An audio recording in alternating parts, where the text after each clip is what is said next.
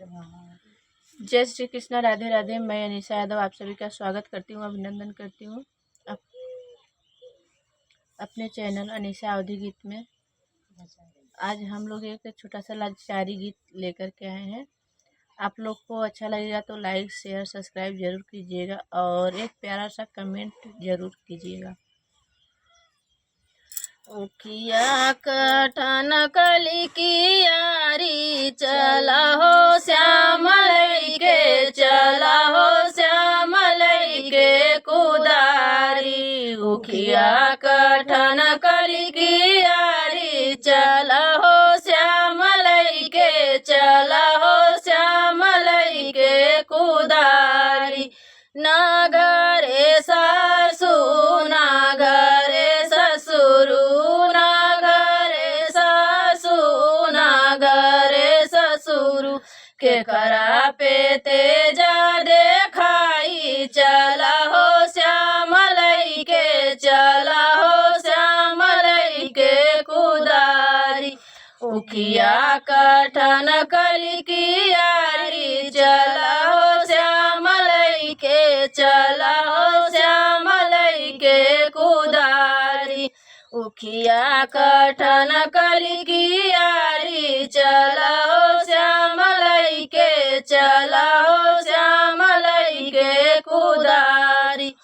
नागरे जेठा नागर जेठानी, नागर जेठा नागर जेठानी, के करा पे तेजा देखाई, चला हो श्याम लइके, चला हो श्याम लइके कुदारी। के करा कटल कली की यारी, चला हो श्याम लइके, चला हो श्याम लइके कुदारी। उखिया कटन कली की यारी, चला हो श्याम लइके, चला हो श्याम लइके कुदारी।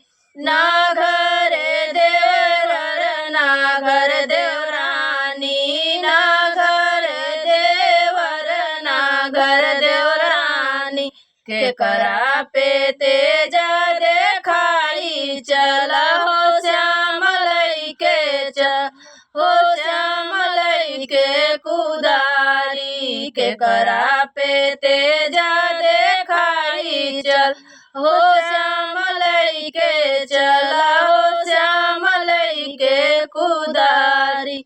उखिया कटन कली की यारी, चला हो श्याम लइके, चला हो श्याम लइके कुदारी। उखिया कटन कली की यारी, चला हो श्याम लइके, चला हो श्याम लइके कुदारी।